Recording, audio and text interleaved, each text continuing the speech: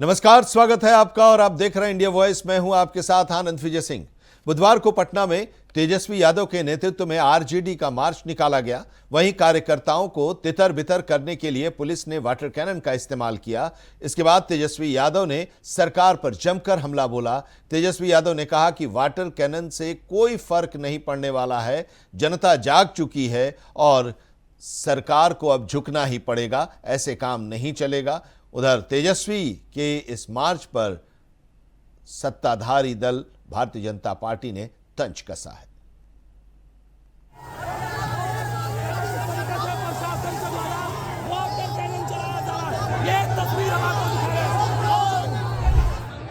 बिहार में सरकार और विपक्ष के बीच सियासी लड़ाई बढ़ती जा रही है।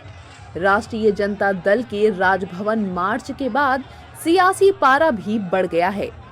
पेपर लीक, बेरोजगारी और सीवान में छात्र आंदोलन के दौरान कथित AK-47 से फायरिंग के मामले को लेकर तेजस्वी यादव सड़क पर उतरे और सम्राट सरकार को जमकर घेरा। देखो, जब तक छात्रों के साथ न्याय नहीं होता तब तक हम लोग जो है लड़ाई लड़ेंगे। पेपर लीक होता जा रहा है, बिहार बेरोजगारी का केंद्र हो रहा है, कोई बहाली प्रक्रिया ढंग से नहीं हो रही है। तेजस्वी यादव के मार्च में बड़ी संख्या में समर्थक तिरंगा थामे नजर आए।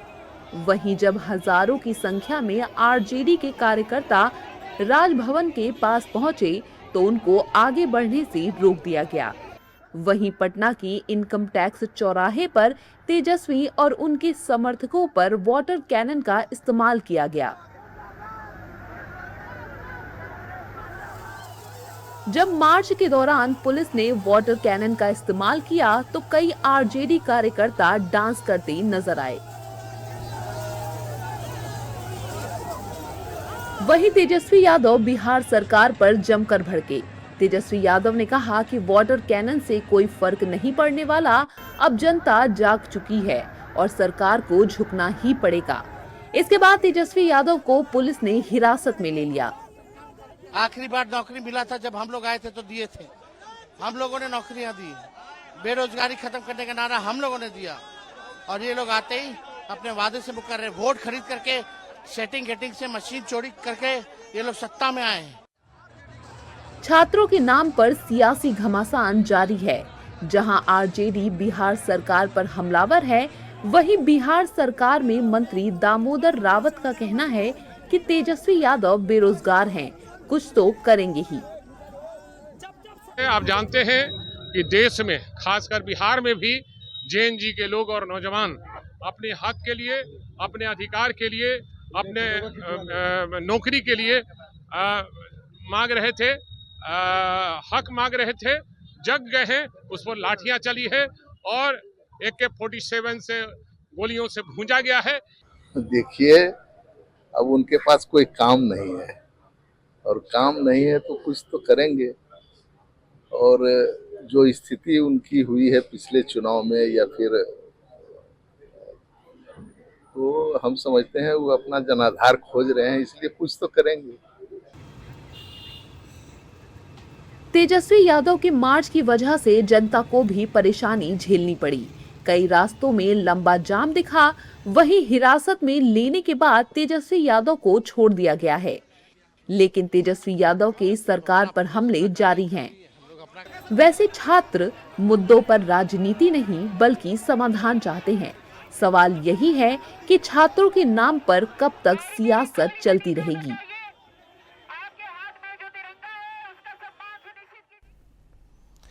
कोलकाता के फ्री स्कूल स्ट्रीट स्थित एक होटल में आधी रात भीषण आग लगी और इस आगजनी ने कई जिंदगियों को अपनी चपेट में ले लिया। आग और धुएं के बीच दम घुटने से एक मासूम बच्चे और महिला समेत 9 लोगों की मौत हो गई है, जबकि कई लोग इसमें घायल हुए हैं। मृतकों में भारतीयों के साथ साथ बांग्लादेशी नागरिकों के शामिल होने की भी बात सामने आई है।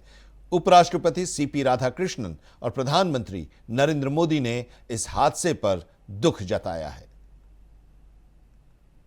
अग्नि सुरक्षा के दावों की धज्जियां उड़ाते हुए बंगाल में एक और दर्दनाक हादसा सामने आया। देर रात मध्य कोलकाता के फ्री स्कूल स्ट्रीट स्थित एक होटल में भीषण आग लग गई, जिसने देखते ही देखते आसपास के होटलों को भी अपनी चपेट में ले लिया। इस दुखद घटना में एक मासूम बच्चे और महिला समेत 9 लोगों की दम घुटने से मौत हो गई, जबकि कई अन्य अस्पताल में जिंदगी और मौत से जंग लड़ रहे हैं। हादसे पर उपराष्ट्रपति सीपी राधाकृष्णन और पीएम मोदी ने दुख जताया। उपराष्ट्रपति सीपी राधाकृष्णन ने कहा, कोलकाता में आग लगने की दुखद घटना में हुई मौतों से मुझे गहरा दुख हुआ है। दुख की इस घड़ी में पीड़ित परिवारों के प्रति मेरी गहरी संवेदनाएं हैं। मैं घायलों के जल्द ठीक होने की कामना करता हूं। वहीं पीएम मोदी ने कहा कि कोलकाता में आग लगने की घटना में लोगों की मौत के बारे में जानकर बहुत दुख हुआ। इस त्रासदी में जिन लोगों ने अपने प्रियजनों को खोया है, उनके प्रति मेरी संवेदनाएं हैं। घायल लोग जल्द से जल्द ठीक हों। स्थानीय प्रशासन प्रभावित लोगों की मदद कर रहा है।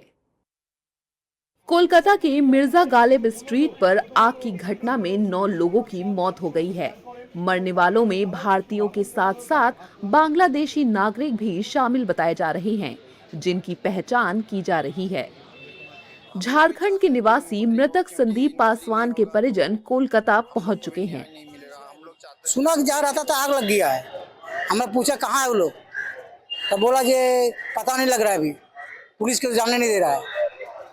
आप लोग निकल रहा है, हम लोग निकले तो फिर फोन किया, बोला हाँ मत हॉस्पिटल चल जाओ। हम लोग डायरेक्ट हॉस्पिटल चले गए। हम लोग भी चाहते हैं कि इंक्वायरी हो, क्योंकि इंक्वायरी नहीं होगा तो हम लोग को भी न्याय नहीं मिलेगा। हम लोग चाहते हैं कि हम लोग को न्याय मिले। मेरा जवाई का भाई है, हम लोग रिश्तेदार हैं। हम भी वहाँ सुन के खबर आए हैं, हॉस्पिटल देख रहे हैं उसका बॉडी इधर उधर पोस्टमार्टम में लेके जा रहा है। क्या देखा? बॉडी में लपेटा हुआ है, बॉडी लेके गया, पुलिस नहीं देखने दिया। पश्चिम बंगाल सरकार में मंत्री अग्निमित्रा पॉल ने घटना स्थल का दौरा किया और होटल मालिकों को चेतावनी दी। उन्होंने कहा कि जल्द मुख्यमंत्री से बात कर जांच कराई जाएगी।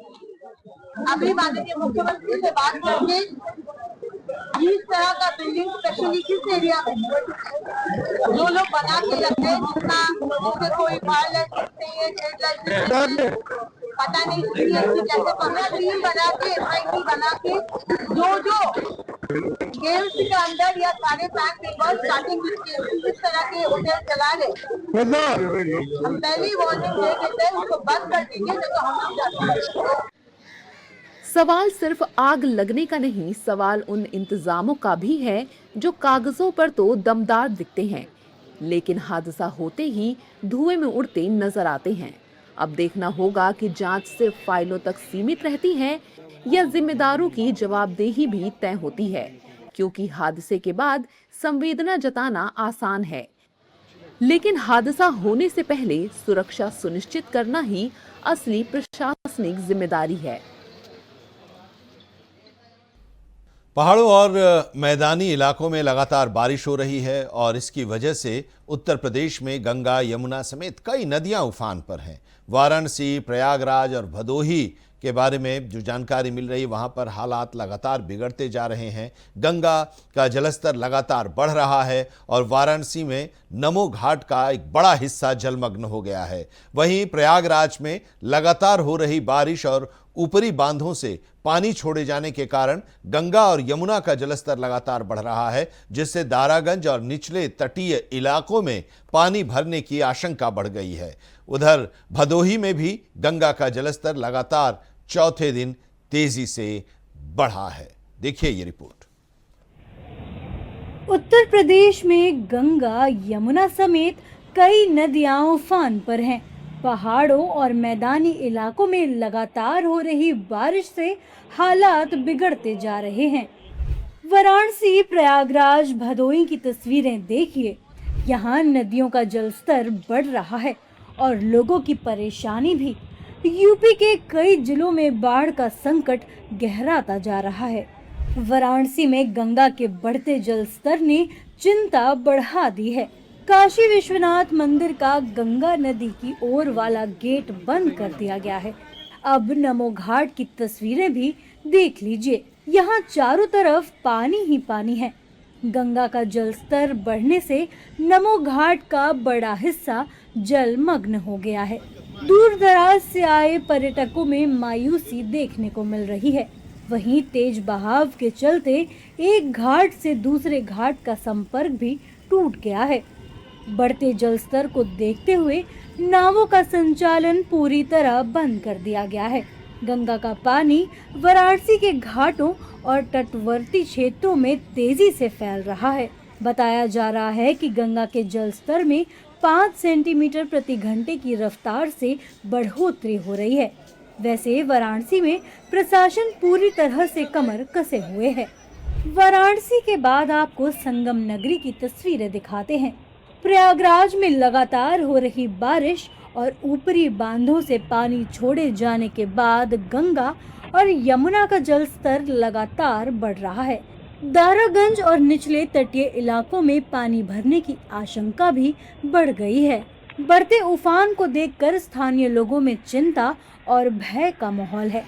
फाफा मऊ और छतनाग में गंगा और नैनी में यमुना के जलस्तर में प्रतिदिन कई सेंटीमीटर की बढ़ोतरी दर्ज की जा रही है। वहीं तीर्थ पुरोहित का कहना है कि अगर गंगा और यमुना का जलस्तर ऐसे ही बढ़ता रहा तो जल्द ही लेटे हुए हनुमान भी जलमग्न हो सकते हैं। 15 एक मकान डूब जाता है, एक मंजिल, एक फ्लोर पानी डूब जाता है, तो दिक्कत काफी हो जाती है। तब काफी दिक्कतें हो जाती हैं। अभी स्थिति ये है कि लगातार जल बढ़ रहा है और सारे सामान वगैरह हटाया जा रहा है। अगर इसी तरह जल बढ़ता रहेगा तो कल हनुमान जी सहन कर जाएंगे। अभी प्रॉब्लम तो ही है सभी लोगों के लिए, दुकानदार के लिए, पंडा प्रयागवाल के लिए, सभी लोग अपना सामान हटा रहे हैं। अब आपको भदोई की तस्वीरें दिखाते हैं। यहाँ गंगा का जलस्तर लगातार चौथे दिन तेजी से बढ़ रहा है। सीतामढ़ी में महर्षि वाल्मीकि गंगा घाट की पक्की सीढ़ियों के ऊपर तक पानी पहुँचने से हालात चिंताजनक हो गए हैं।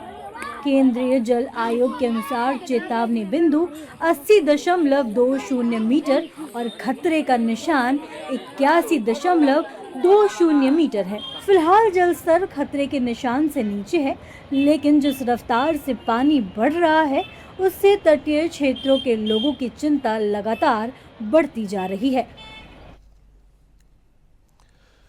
कांग्रेस की वरिष्ठ नेता और सांसद रेणुका चौधरी गांधी परिवार की बेहद खास मानी जाती हैं। रेणुका चौधरी अक्सर अपने बयानों के चलते सुर्खियों में बनी रहती हैं, लेकिन हाल ही में उन्होंने कई मुद्दों को लेकर बातचीत की और राम मंदिर को लेकर तो एक विवादित बयान तक दे दिया है। राम मंदिर से लेकर वंदे मातरम तक रेणुका चौधरी ने कई विवादित बयान दिए हैं। देखिए ये रिपोर्ट।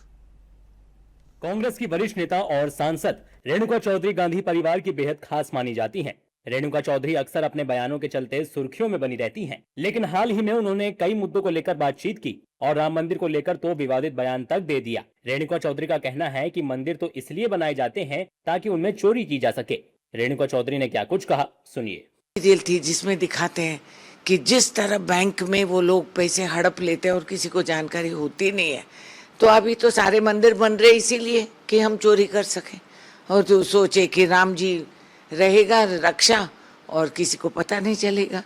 रेणुका चौधरी ने वंदे मातरम पर चल रही देश में सियासी बहस के बीच एक नया बयान और छोड़ दिया है। वंदे मातरम के गायन को लेकर उन्होंने केंद्र सरकार पर हमला बोला। रेणुका का कहना है कि देश भर में नफरत की आग लगाने का सोचकर अचानक से वंदे मातरम को अपना रही हैं।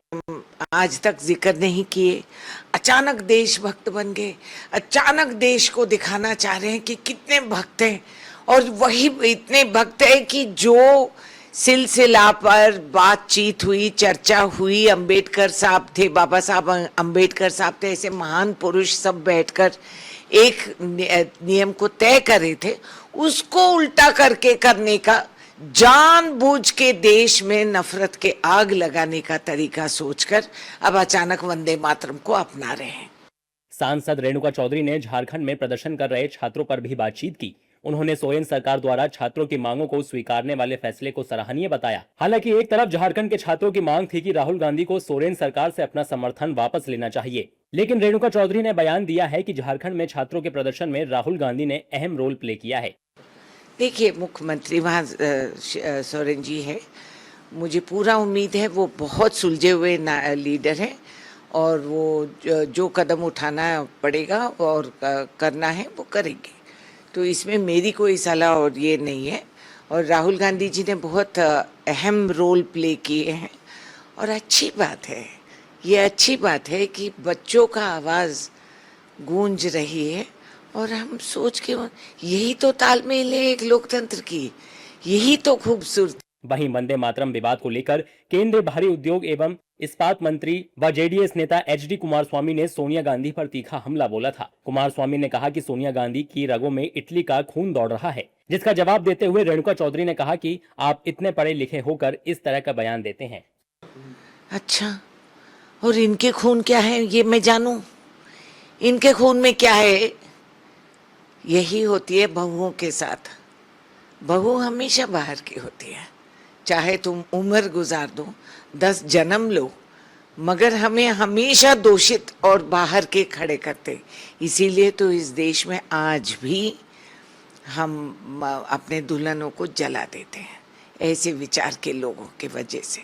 कुमार स्वामी जी, आप पढ़ लिख कर ये आपका सोच है कि इटली का खून है। राम मंदिर में चोरी की घटना को लेकर कांग्रेस नेता रेणुका चौधरी के कथित बयान ने सियासी विवाद को जन्म दे दिया है। मंदिर निर्माण और भगवान राम से जुड़े संवेदनशील मुद्दों पर उनका ये बयान अब राजनीतिक बहस का केंद्र बन सकता है। राम मंदिर जैसे संवेदनशील और भावनात्मक मुद्दे पर दिया गया कोई भी बयान राजनीतिक तापमान बढ़ाने की क्षमता रखता है। ऐसे में रेणुका चौधरी का बयान आने वाले दिनों में आरोप प्रत्यारोप और सियासी बार पलटवार को और तेज कर सकता है।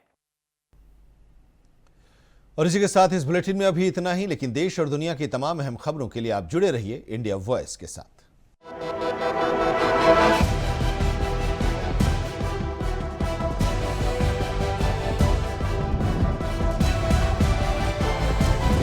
इंडिया वॉइस, आपकी सोच, आपकी आवाज।